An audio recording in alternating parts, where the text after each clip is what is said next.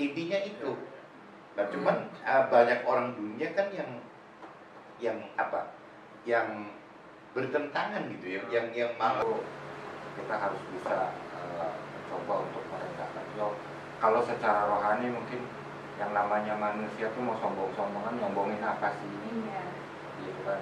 Kalau dibandingkan dengan Tuhan gitu kan, manusia tuh nggak ada. Artis kan mungkin bukan cuma fisik loh, jangan diartikan fisiknya gimana. Jadi ya semua perbuatan kita yang rendah diri itu ya baik fisik maupun psikologi kitanya gitu loh.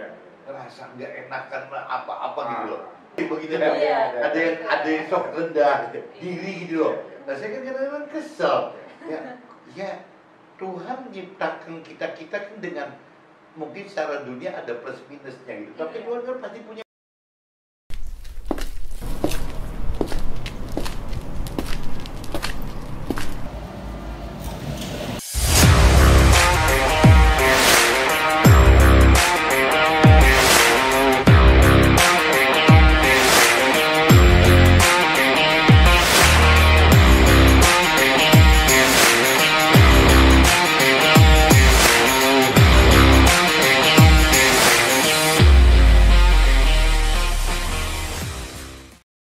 Selamat siang semuanya, ketemu lagi nih sama kita ya, dan saya Stella, dan di samping saya Pak Mo, ya, dari sampingnya Pak Mo Chandra. Iya, ada Pak Chandra. Dan di sini kita masuk nih ke MTT Jenei gitu ya. Nah di sini juga saya ditemani dengan narasumber yang istimewa, yang menurut saya menginspirasi banget nih ya gitu untuk teman-teman yang ingin gitu menanyakan sesuatu hal juga bisa nih di kolom komentarnya gitu. Dan untuk sekarang nih Pak, untuk MTT Jenei ya, kita bawain tema apa sih Pak? Sekarang? Kalau sharing tadi pagi itu Stella, Ya. Saya coba bacakan aja ya. Boleh. Salah satu ujung dari rancangan dan juga kehendak Tuhan adalah bagaimana cara kita dapat hidup dengan kerendahan hati di setiap situasi serta kondisi kita berada. Iya. Jadi ini cerita kerendahan hati nih, Bro. Ya bagaimana supaya kita bisa rendah hati. Nah, karena ujung-ujungnya rendah hati itu ya akan mewarisi kata Tuhan nih, kata firman Tuhan itu. Akan mewarisi kegembiraan, ya kesejahteraan, damai sejahtera. Ya. Bahkan ya akan menikmati kelimpahan berkat Tuhan, baik lahir maupun batin gitu. Gitu. Intinya itu. Nah, cuman banyak orang dunia kan yang apa?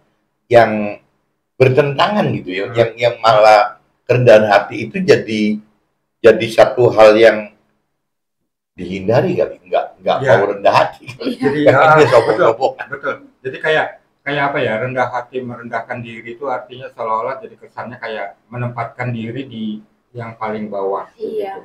Gitu. Sedangkan mungkin orang nangkapnya ya ngapain saya daripada di bawah gitu kan, saya pengennya dipandang lah gitu kan di atas gitu kan, biar kelihatan sama orang, ya itu akhirnya timbullah mungkin rasa sombong, rasa apa gitu. Dan juga banyak sih Pak kejadian-kejadian kayak gitu tuh yang emang nggak mau mengedepankan kerendahan hatian gitu ya, apalagi sesama seseorang gitu kan.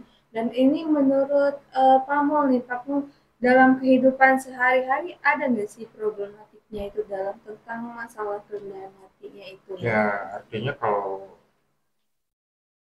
kerendahan hati itu memang harus ya, dalam arti harus tuh kita harus bisa mencoba untuk merendahkan. Kalau secara rohani mungkin yang namanya manusia tuh mau sombong-sombongan, nyombongin apa sih? Iya. Gitu kan.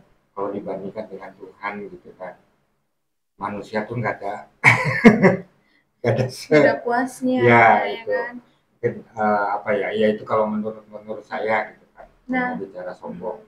Nah untuk menurut Pak Chandra nih, gimana sih untuk definisinya kerendahan hati, dan ada nih problematik biasanya di kehidupan gitu tuh Pak, gimana? Banyak orang yang kadang-kadang nggak bisa bedakan antara rendah hati dengan rendah diri loh. benar. Betul. Gitu loh. Betul. Suka kebalik kali ya mungkin. Kadang-kadang manusia itu di dunia itu kebalik-balik gitu. Ya. Ya dianggapnya kalau rendah hati itu harus rendah diri gitu. Iya. Nah padahal kalau rendah diri kan jelek. Ya. Ya rendah diri berarti kita jadi minderan. Ya. Jadi gimana gitu loh. Kalau rendah hati kan bukan rendah diri. Ya. Ya rendah hati itu ya mungkin lebih identik dengan ya jangan sombong ya intinya gitu kan. Berarti Jadi, dua hal yang berbeda ya Pak Iya. sebenarnya itu. iya rendah hati rendah diri itu beda banget gitu. Iya. Ya mungkin kalau rendah diri itu berarti ke fisiknya. Iya, gitu. Artinya kan ke diri kitanya. Iya. Kalau diri kitanya direndahkan, merendahkan diri, ya otomatis kan kayak Mungkin bukan cuma fisik loh bro. Jadi jangan diartikan fisiknya gimana. Jadi ya semua perbuatan kita yang rendah diri itu ya baik fisik maupun psikologi kitanya gitu. Iya. Ngerasa nggak enakan lah apa-apa gitu loh. Gitu. Iya, minder tadi ya. Ada kan teman kita Ada, yang satu ada. tim Ada. yang apa kebenaran ompong semua jadi ngerasa gitu. Mudah-mudahan nggak nonton ya Pak. Ya, tim kita kan ada yang begitu kan. Iya. Ada yang sok rendah diri gitu loh. Nah, saya kan kadang-kadang kesel.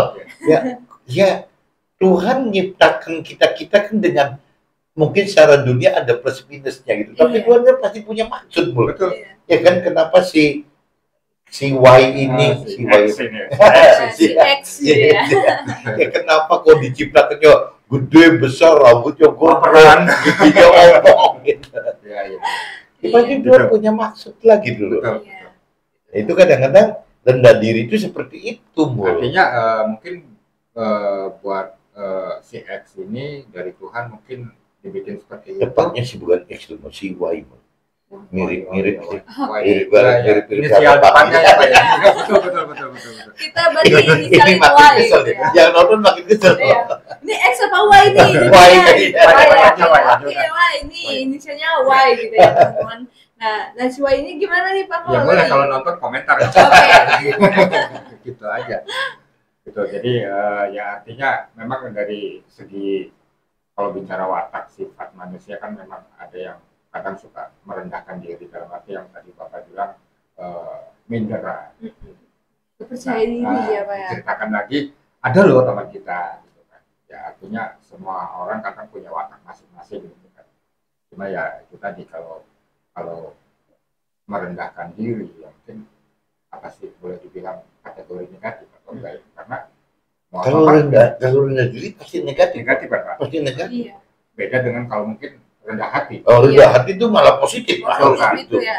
Artinya teman-teman juga mungkin harus bisa membedakan gitu kan mana yang rendah hati, mana yang rendah diri. Sebenarnya kata-katanya hampir mirip. Iya. Cuman di ujungnya yang betul, berbeda. betul. Tapi itu maknanya juga berbeda ya Pak. Jauh, Pasti jauh berbeda. banget kan. Nah kira-kira dalam firman Tuhan itu ada nggak sih Pak yang bahas tentang kayak gini gitu? Ya artinya kalau mungkin lebih ke Pak Chandra tuh lebih ke rohaninya kita Iya, minta input. Iya kerohaniannya gitu. Ini kalau Stella sama Mul ya, tadi pagi saya kan kadang-kadang sharing pakai WA kan yang cuma selayar Mul. Ya, Iya. oh ya. Saya lakukan itu dari tahun 2007 loh, Stella. Ya. Nggak bosan-bosan sampai sekarang. Sampai Iya. takut kadang-kadang, ini salah nih saya begini gitu tuh. Nggak, saya bukan rohaniawan gitu. Iya. Bukan ustadz, bukan dulu apa, bukan ahli. Nah, cuman sejak zamannya ada YouTube gitu. Iya. Nah, teman-teman minta saya bikin YouTube. Ya. Gitu. Jadi hari ini saya coba bikin YouTube di MTT Journey Mul. Betul, ya. Nah, ini contoh yang vlog yang pagi ini saya Ya, buat. yang tadi gitu. pagi ya. Nah, biasanya saya masukin ke MTT Inspiration Mul. Oh, ya. Gitu. Yang Jadi video short MTT ya. Inspiration bikin short. Bikin short, Nah, ya. dengan harapan nanti dari MTT Inspiration itu benernya buat materinya MTT Journey, saudara. Iya, tapi memanfaatkan ya Saya Pak ya. kepaksa bikin yang MTT Inspiration, video short. tapi nggak pernah diekspos gitu. Jadi itu cuma sifatnya pribadi. Iya. Saya punya satu YouTube MTT Inspiration. Nah, itu yang sebagai model masuk ke MTT Journey. Iya. Jadi YouTube Short ya. Jadi Ya, bahannya betul, ya Pak ya. Nah, pagi ini saya bikin nih, nggak tahu ini nanti kena nggak dengan yang Stella sama Multanya. Sama ya ujungnya. Salah satu ujung dari rancangan dan kehendak Tuhan adalah bagaimana cara kita dapat hidup dengan kerendahan hati di setiap situasi dan kondisi kita berada. Yang tadi kan Iya, berarti. tadi kita Yang bahas. satu layar itu kan. Ya. Nah, kunci firman Tuhan adalah kerendahan hati. Karena kerendahan hati adalah dasar dari kasih. Ya. Jadi kerendahan hati itu dasar dari kasih mulutnya. Karena Tuhan itu identik dengan kasih gitu. Iya. Kasih adalah karakter dasar dari karakter Tuhan. Jadi kasih itu adalah karakter dasarnya Tuhan. Basicnya Tuhan. Dasarnya Tuhan itu adalah kasih gitu. Kasih yang menyebabkan kita dapat mengasihi Tuhan dan juga mengasihi sesama kita. Tanpa ada kasih kita nggak bisa mengasihi Tuhan dan sesama kita gitu. Dengan kasih kita akan jadi saling menghormati dan saling mengalah serta saling membantu dengan adanya kasih nih, Bro. Nah, dan semua ini membutuhkan kerendahan hati. Jadi kalau tidak ada kerendahan hati, kayaknya susah loh untuk menerapkan kasih gitu, Bro. Iya. Itu. Nah, ini kalau saya sambung lagi, kerendahan hati akan membawa hidup untuk kita jadi sukacita dan alami damai sejahtera serta mendapatkan kelimpahan baik lahir dan batin. Nggak tahu, intinya seperti itu gitu. Ya. Yang namanya kerendahan hati nyambung dengan kasih. Nah, ujungnya seperti itu. Tadi ya artinya dengan tadi yang Pak Chandra bacakan nyambung dengan yang tadi kita bicarakan. Gitu. Iya. Nanti basicnya Tuhan kan memang kasih, gitu kan. Otomatis dengan kasih itu jadi si manusia itu akan mungkin bisa saling menghormati, gitu kan, saling menghargai, gitu. Apalagi tadi dibacakan saling mengalah. Saling mengalah, saling membantu, gitu ya. Apalagi kalau saling mengalah, otomatis kan yang sering Pak Chandra ceritakan juga, gitu. Kayak misalnya ambil contoh dalam kehidupan sehari-hari, misalnya saya dipukul, gitu kan. Kalau secara duniawi, secara realita, mungkin saya akan membalas orang itu. Iya. Pukul balik. Ya kan. Kalau orang biasa ya, yang nggak kenal kasih ya, Pak ya. Tapi kalau mungkin yang tadi yang dibacakan Pak Chandra kita terapkan, mungkin kan ya udah kita saling mengalah dalam arti kita merendahkan diri, merendahkan hati, gitu kan, merendahkan hati dengan kita mengalah, otomatis kan Tuhan akan mengasihi kita ya, mungkin ngapain kita membalas? Gitu. Iya, berarti yang tadi materi dari Pak Chandra itu terciptanya kasih itu bisa menjadi kerendahan hati gitu. Iya, dasarnya harusnya itu. Iya, kayak gitu ya. Dan juga kalau misal pun kayak hidup kita nggak didampingin aspek itu tuh kayaknya kita kacau balau ya, Pak ya.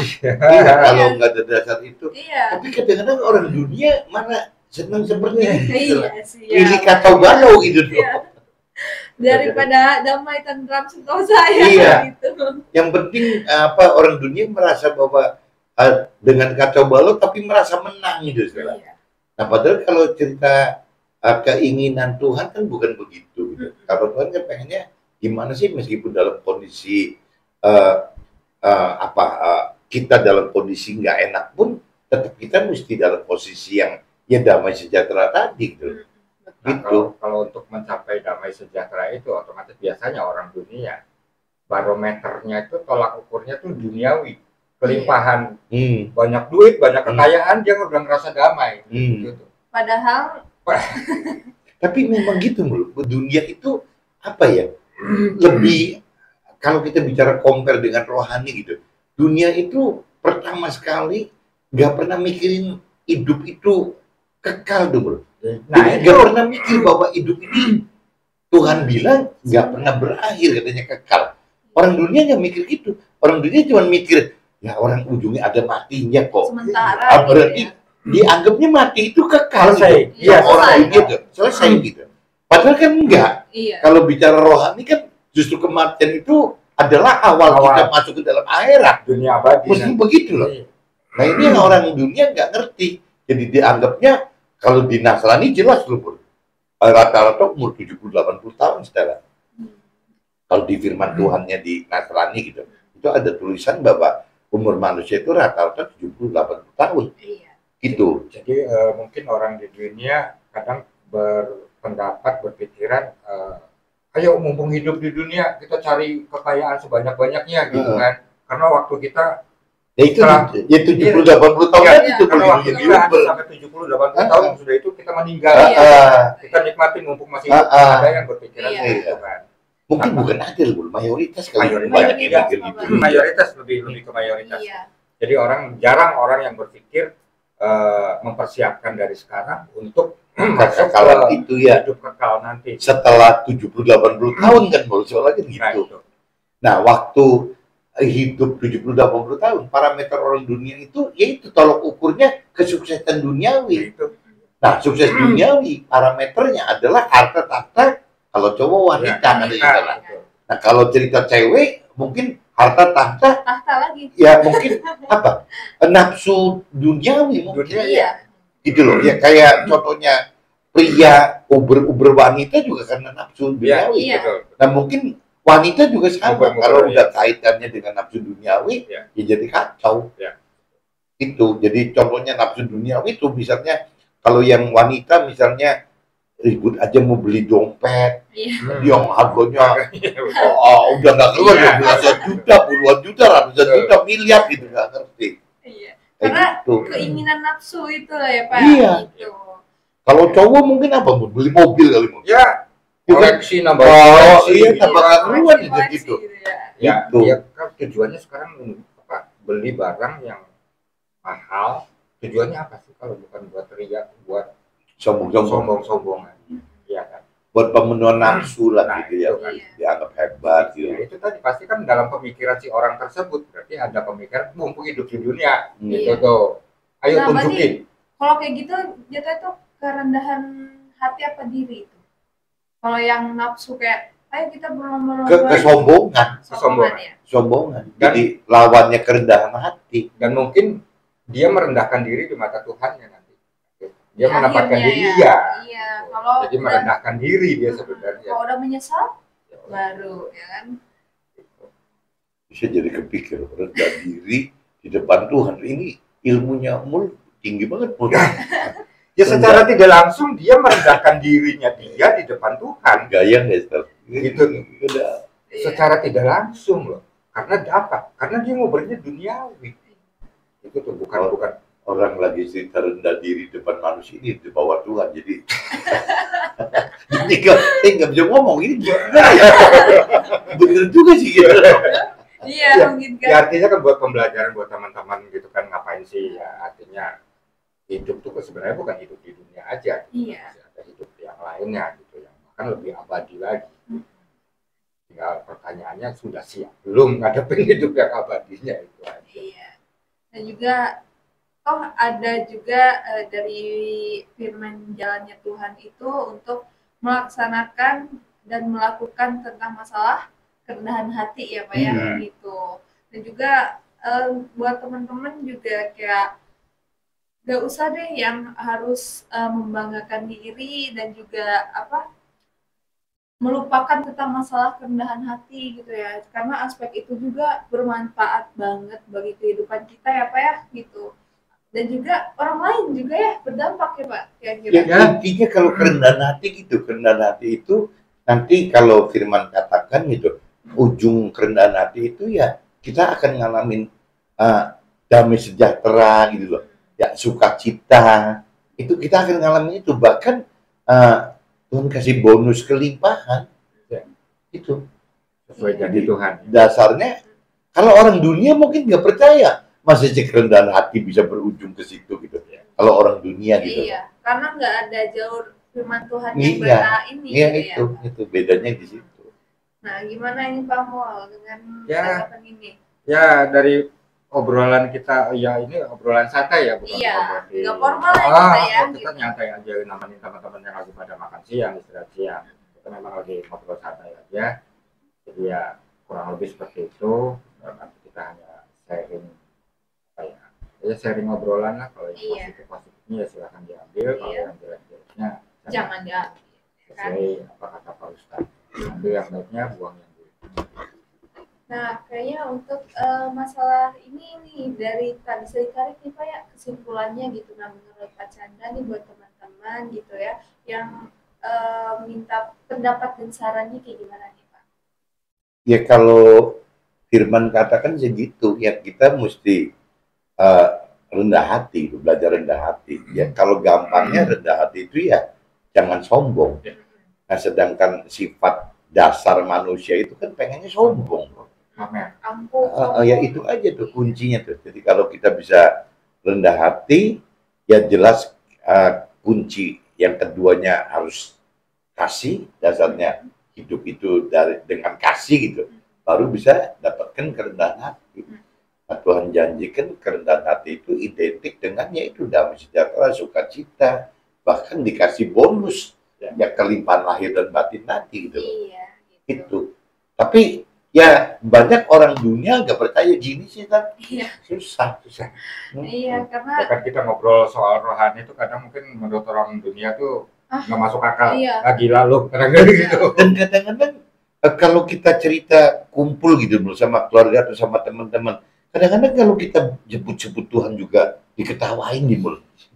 Urusin Tuhan tuh lu suci banget sih sekarang lu kan. Betul, suci gitu Betul, ya Pak. Iya, suci banget sih lu. Apalagi mungkin di antara teman-teman yang lagi nonton mungkin ada teman saya yang tahu saya lagi Nakal ya? lagi. Kok tumben mulu cerita sekarang Iya. seperti ini gitu kan? Kayak gua nggak tahu lu lagi muda aja gitu. Nah, Iya.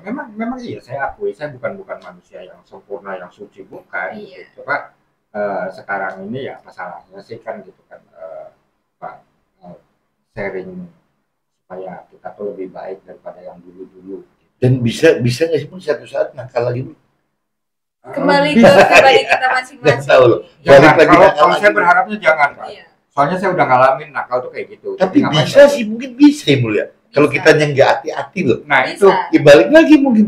artinya kalau memang yang sering Pak Chandra bilang baca firman, otomatis kalau dengan baca firman Tuhan akan menjauhkan kita dari Perbuatan yang ya, tercela gitu ya, ya. akan menjerumuskan kita. Gitu. Tapi kalau kitanya imannya hanya sekedar sebatas abal-abal ya. Tapi Ya, memang bener bro. Contohnya kayak dulu kan saya ngerokok banyak bro. Ya, Waktu belum contoh kenal ya. Tuhan gitu. Iya. Rokok banyak. Bahkan kadang-kadang sampai temen nggak tahu nganggap saya sehari 3 pak gitu, 3 pak rokok putih kan hampir nggak berhenti berhenti ngerokok gitu. Ya, apalagi Setiap rokok putih kopi kan dapat habis kan. Iya. terus aja jadi ngerokok terus gitu. Tahu-tahu setelah lebih kenal Tuhan bisa berhenti loh bro. Gitu. Tapi terus bukan berarti sekarang saya nggak mau ngerokok loh. Cuma dikurangi. Kadang-kadang sebel tuh. Oh. Enggak, saya stop setelah. Berhenti. Saya benar-benar dari 2007 nggak hari itu juga saya berhenti gitu.